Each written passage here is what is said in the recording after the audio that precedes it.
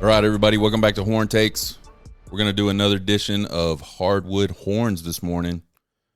Texas earned a spot in the Sweet 16 and a tale of two games over the weekend.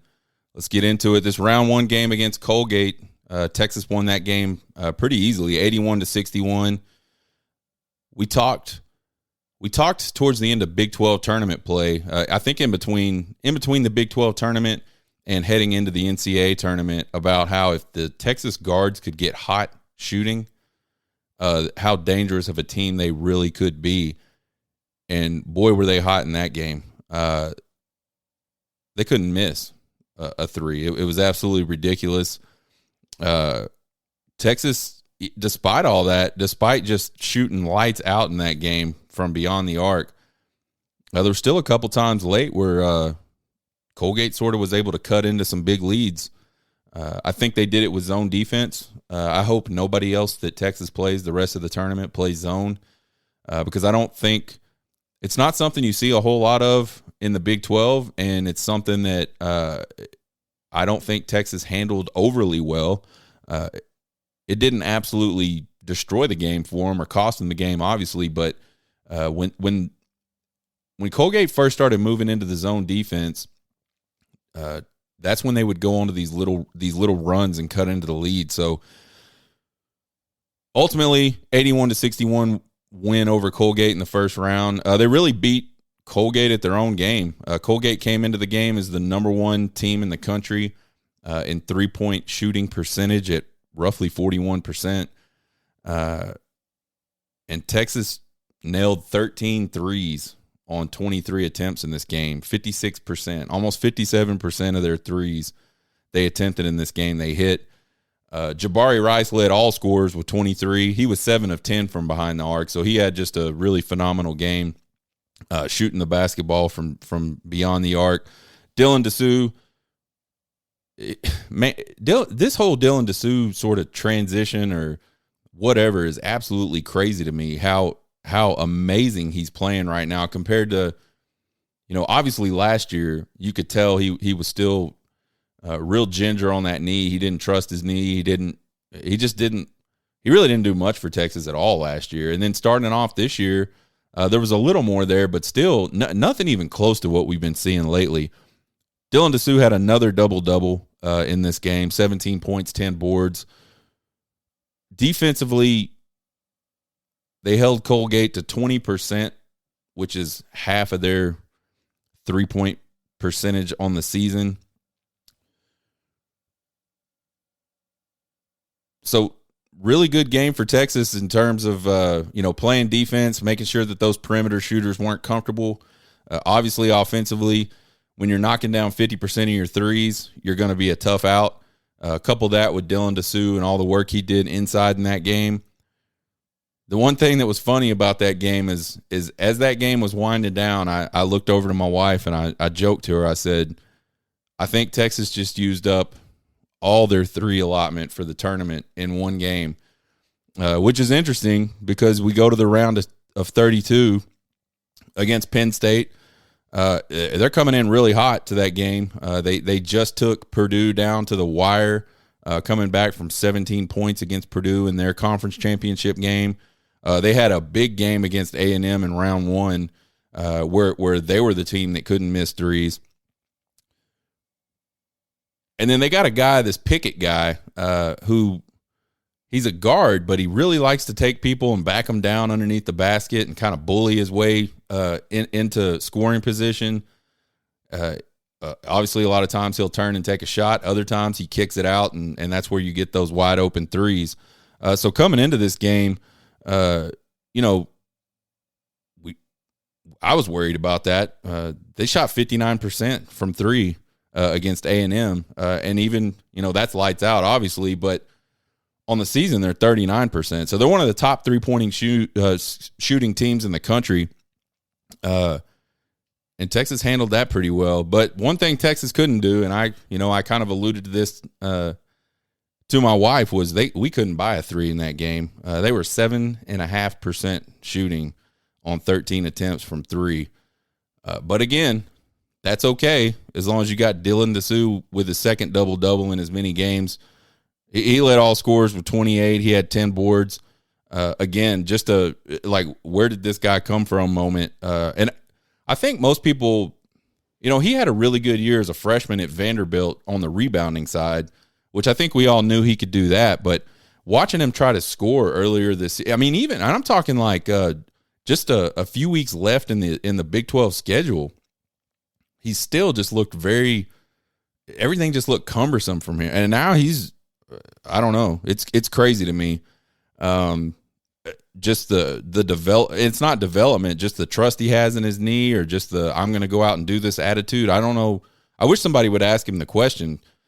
I don't know what to pin it on, but thank God for Dylan Dessou so far in this tournament. Without Dylan Dessou, we probably don't win that game against Penn State. Maybe we do. Maybe somebody else steps up. But again, great game for Dessou. Defensively, Texas used Timmy Allen and Dylan Mitchell to kind of neutralize Pickett down low. If you watch the game, you saw when Pickett got matched up on a guard when they would switch, or just fast break type opportunity, and that's who picked him up. He was able to really bully him and make some waves there, get to the basket, get fouled, stuff like that. But when Timmy Allen and Dylan Mitchell were on him, it was a totally different story.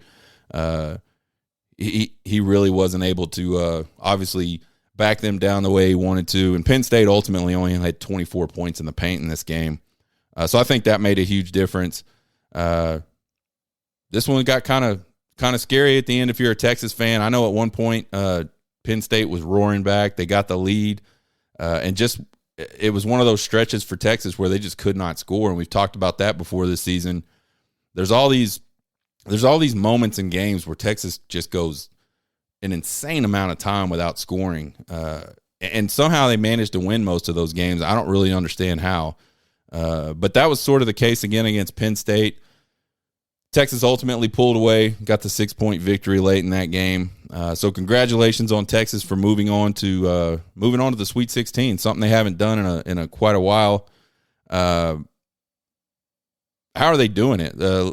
We talked about some keys coming up to the tournament, what Texas needed to do to make a deep run in this tournament. So let's talk a little bit about that. I said we got to get, number one, Dessou and Bishop got to stay involved offensively, and obviously you got 2 double-doubles for Dylan Dessou, 11 points and 6 boards through 2 games for Bishop. So I'd say they're doing a really good job of meeting that key. I give them an A+ on that one. The other thing, number 2, I talked about was the guards taking opportunities to get to the basket, and let's get some easy buckets in the paint. We saw some of that in the tournament, the Big 12 tournament, and it makes, when your guards can penetrate like they were penetrating in the Big 12 tournament, it makes it really tough defensively, because you can penetrate and score, you can penetrate and dish, you can penetrate and kick. It just gives the defense no out. Like, you can't really cover anything if you can play the ball inside, if you can shoot from the outside, and if your guards can get to the basket, you're a really tough team to defend. We haven't really seen much of that. Obviously, against Colgate, it was a 3-fest. Had 32 points in the paint against Colgate, 40 points in the paint against Penn State, but most of all of that was Dylan Dessou. So not a lot of guard penetration. So I would give them a C+ on that. They actually probably need a worse grade than that, but that's what I'm going to give them. And then the third thing we talked about was defensive intensity. If you can play really tough defense, you make your offense better automatically, and obviously you prevent the other team from being able to score, and that's how you win basketball games, right? And I think, there's a lot of good offensive teams in this tournament, but the teams that continue to win are the teams that play good defense. And I think the defensive intensity has been really good. It's been pesky where it needed to be. It hasn't been as good as it could be, but it's been good. Again, you talked about that Colgate game. They held them to half of their 3-point percentage for the season. 10% less on average for Penn State for 3-pointers. So Penn State shot like 29% against Texas in that game. And they were really able to disrupt Pickett down low, which is a big part of Penn State's offensive game plan. They only have 9 or 10 turnovers in those games, which is pretty good. But we've seen games where Texas has been able to cause a lot more turnovers. So I'll give Texas an A for defensive intensity. And I think if they want to continue into the tournament and they really want to make this historic deep run, they're going to have to work on number 2. Those guards are going to have to start looking to get to the basket and get fouled or finish.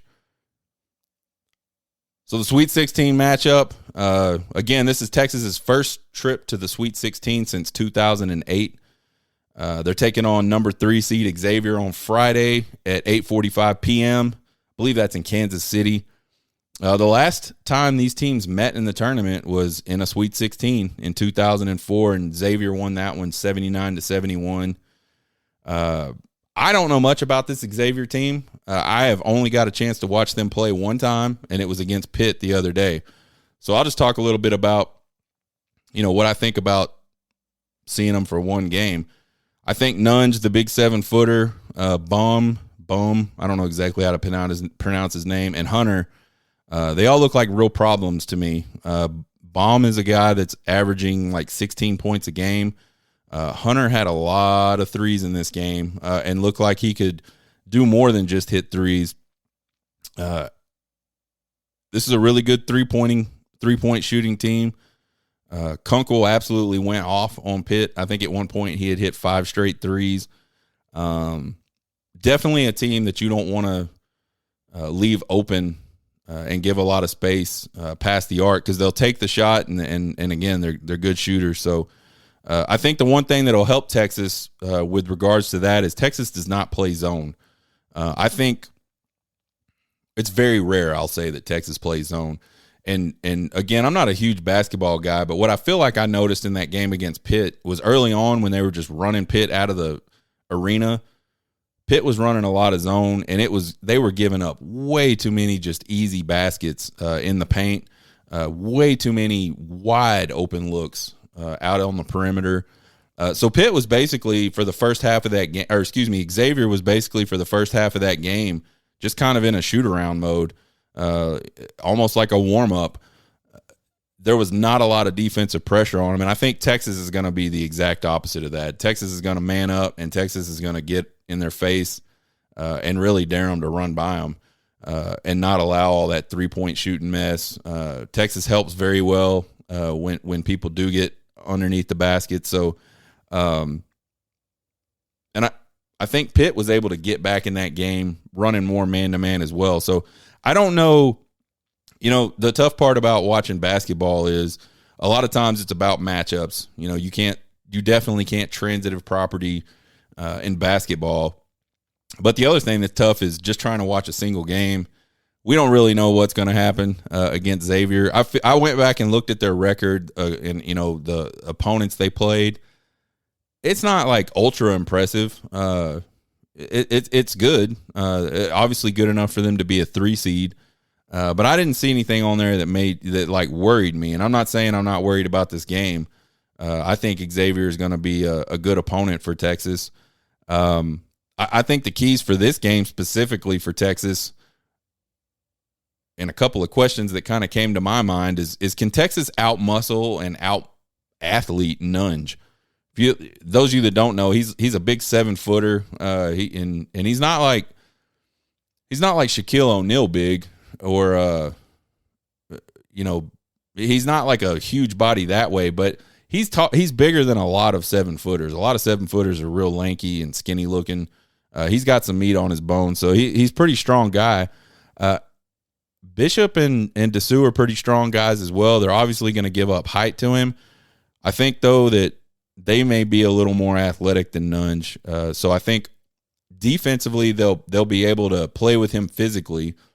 And offensively, I think they're just better athletes. So, again, they ought to be able to sort of out-athlete him. And then another thing that I think could be critical in this game is those guards getting to the basket and drawing fouls. Nunge got in a lot of foul trouble against Pitt because they just started attacking him off the dribble.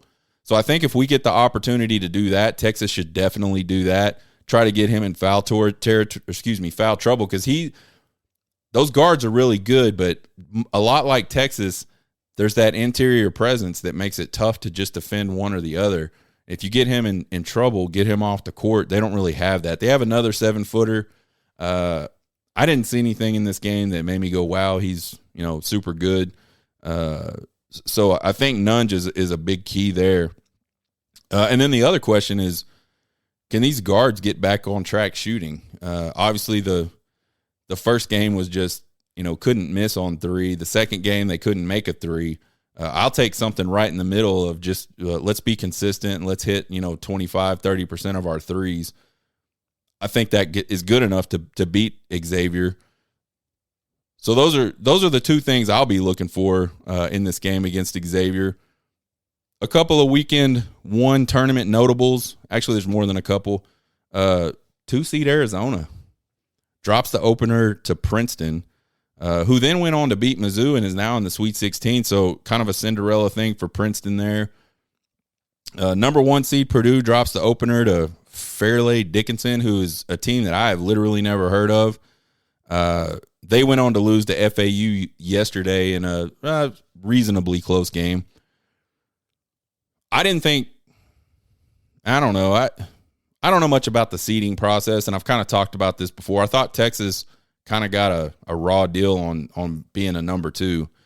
Number 1 seed Kansas, they dropped their round of 32 game to Arkansas in a pretty close game. I got to see sort of the end of that one.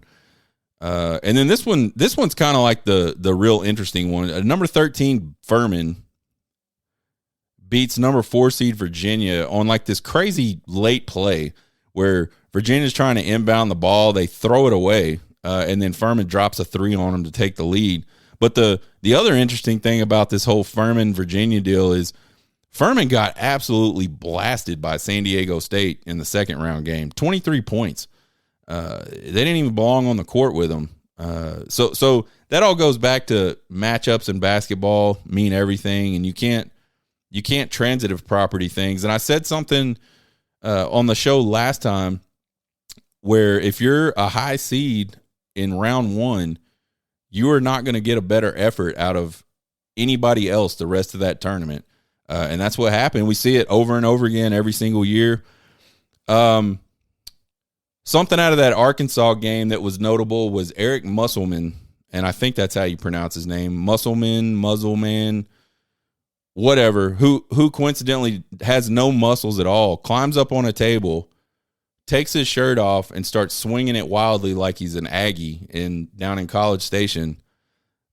I'm not like this very proper person necessarily. If you listen to the show, you know I have a pretty foul mouth most of the time.